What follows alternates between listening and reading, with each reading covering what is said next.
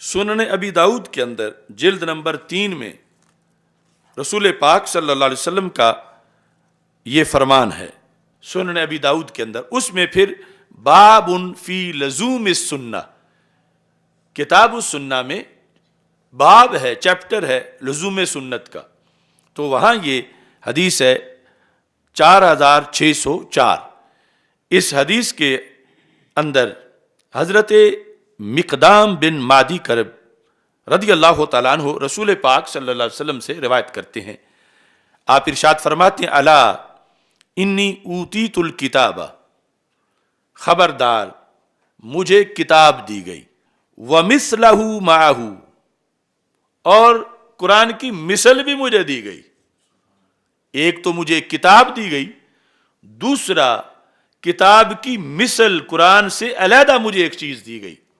معہ، اس کتاب کے ہمراہ مجھے. یعنی یہ بھی اس کی قطعیت ہے کہ حدیث رسول بھی اللہ کی طرف سے آئی ہے. سرکار فرماتے ہیں اوتیت الکتاب ومثلہ معہ، مجھے اللہ کی طرف سے کتاب دی گئی جس کے لیے حکم تھا یہ قرآن کی شکل میں بیان کرنا، یہ قرآن ہے، اور اس کے علاوہ بھی اللہ کی طرف سے مجھے علوم کا خزانہ دیا گیا جو کہ حدیث ہے، سنت ہے. مثلہ یعنی اس کی مثل ہے قطعیت میں، رہنمائی دینے میں، نور ہونے میں، اور جہنم سے نکال کر جنت دینے میں جو کردار ہے اس میں وہ اس کی مثل ہے. اور پھر نبی اکرم صلی اللہ علیہ وسلم جو کہ اکثر مقامات پر جو حکم دیتے تھے یا اظہار علم فرماتے تھے تو اس کے اگینسٹ جو کچھ مستقبل میں ہونا ہوتا تھا رسول پاک صلی اللہ علیہ وسلم اس سے بچاؤ کا طریقہ بھی دیتے تھے. اور چونکہ آپ آخری نبی ہیں تو آپ کے فرامین پہلے نبیوں سے اس جہت میں بھی خاص ہیں کہ پہلے صرف اپنے وقت کی بات کرتے تھے کہ بعد میں نئے آئیں گے نبی تو وہ اپنی تعلیمات دیں گے. سرکار کو پتا تھا میں آخری ہوں تو پھر قیامت تک کے لیے جو خطبات ختم نبوت ہیں رسول پاک صلی اللہ علیہ وسلم کے، یعنی 10,000 سے زائد احادیث، اس میں یہ حدیث بھی شامل ہے. تو آپ فرماتے ہیں الا یوشک رجل شبعان علی اریکتہ، فرمایا خبردار قریب ہے ایسا زمانہ کہ ایک شخص کھا پی کے ڈکار مارتا ہوا سیر ہو کر تخت پہ بیٹھا ہوگا، چارپائی پہ بیٹھا ہوگا، اور کیا کہے گا علیکم بہذا القرآن، لوگو تم پہ یہ قرآن لازم ہے، فما وجدتم فیہ من حلال فاحلوہ، اس میں جو حلال ہے بس وہی حلال سمجھو، وما وجدتم فیہ من حرام فحرموہ، جو اس میں حرام ہے یعنی صرف لفظوں میں، ویسے تو جزی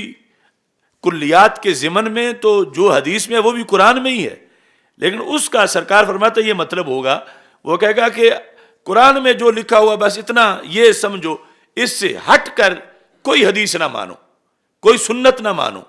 اس کی کوئی تشریح نہ مانو. سرکار فرماتے ہیں وہ فتنہ پرور اس طرح کھا پی کے ٹیک لگا کے اپنے تخت پہ یا اپنی چارپائی پہ بیٹھا ہوگا اور بک بک یہ کرے گا. اب اس سے پتہ چلا کہ وہ کوئی یہودی نصرانی نہیں ہے، وہ کوئی ہندو سکھ نہیں ہے، وہ کلمہ گو ہوگا، بظاہر قرآن کا علمبردار ہوگا، اور لوگوں کو بس قرآن کافی ہے، قرآن کافی ہے، قرآن کے ہوتے ہوئے اور کسی چیز کی کیا ضرورت ہے. یہ اس کی تقریر ہوگی. سرکار دو عالم صلی اللہ علیہ وسلم پہلے اس کی نشاندہی کر رہے تھے. فرماتے ہیں سرکار دو عالم صلی اللہ علیہ وسلم وہ اس طرح کی جس وقت تقریر کرے گا تو نبی اکرم صلی اللہ علیہ وسلم فرماتے ہیں میں تمہیں بتا رہا ہوں کہ تم نے اس کی بات نہیں سننی. وہ مثل کی نفی کرے گا، وہ کہے گا صرف قرآن مانو. جس طرح کہ ویسے تو پوری امت اہل قرآن ہے، قرآن والی ہے، لیکن ایک فرقہ ہے اہل قرآن کا کہ جن کا یہ نعرہ ہے کہ قرآن کافی ہے، قرآن کے علاوہ، یعنی ان کے مقاصد ہیں اس میں کہ حدیث آئے گی تو پھر نماز کے وقتوں کا پتہ چلے گا،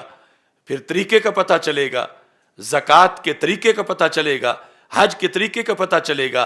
तो फिर दीन पे अमल हो सकेगा। और अगर हदीस का मरकई फाड़ दिया जाए माज़अल्लाह, तो फिर ज़ाहिरी तौर पर कहते रहेंगे कि हम दीन वाले हैं, लेकिन कुरान सामने रख हम कहेंगे तो इसमें तो जिक्र ही नहीं कि 5 पढ़नी है, जिक्र ही नहीं इसमें कि इतनी रकतें पढ़नी है, अगरचे वो इजमालन वो ऐसी चीज़ें मौजूद हैं। तो इस तरह पूरे दीन दुश्मनी के लिए वो सेटअप ये इख्तियार करेंगे, बस कुरान काफ़ी है, कुरान के अलावा और किसी चीज़ की ज़रूरत नहीं। तो सरकार ने फरमाया मैं पहले तुम्हें बता रहा हूँ कि तुमने उसकी बात नहीं माननी, मैं तुझे बता रहा हूँ मुझे सिंगल कुरान नहीं दिया गया, मुझे कुरान भी दिया गया और कुरान के साथ मुझे उसी की मिसल हदीस और सुन्नत का खजाना भी अता किया गया। अगर जिसके बारे में फिर तायीन के लिहाज से भी कौल आए कि फलां है फलां है फलां है, मुराद हर मुनकिरे सुन्नत है, खा वो माजी में हो चुका है या आज है या आगे होगा। वो जब भी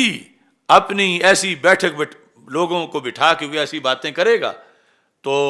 उसी पर ये हदीस फिट आएगी कि सरकार ने इसका फरमाया था, यानी उसी जुमरे से है कि जो इस तरह की गुफ्तगू कर रहा है सुन्नत के खिलाफ। तो इससे ये पता चला कि हमारे आका सल्लल्लाहु अलैहि वसल्लम को किस कदर पसंद है सुन्नत वाला मजमून, इसकी हिफाजत, इसका इह्या, इसकी तशरीह और इसकी ऊपर तसनीफ़ात और इसका दौरा पढ़ाना, दौरा हदीस और इस तरह की चीज़ें कि हमारे आका सल्लल्लाहु अलैहि वसल्लम ने जो दुश्मनाने सुन्नत थे और दुश्मनाने अहले सुन्नत थे उनका पहले जिक्र किया। अब ये जो सुन्नत का दुश्मन होगा तो अहले सुन्नत का तो साथी दुश्मन होगा। तो नबी अकरम सल्लल्लाहु अलैहि वसल्लम ने ये जो आपकी गैब की खबरें, अब ये हम तो बता सकते हैं और हमारे अहले हक ही सुन के खुश हो सकते हैं, जिनका ये नज़रिया है कि अल्लाह के नबी जो हैं वो तो कल की खबर भी नहीं दे सकते, तो फिर ये तो कई कल की खबर है,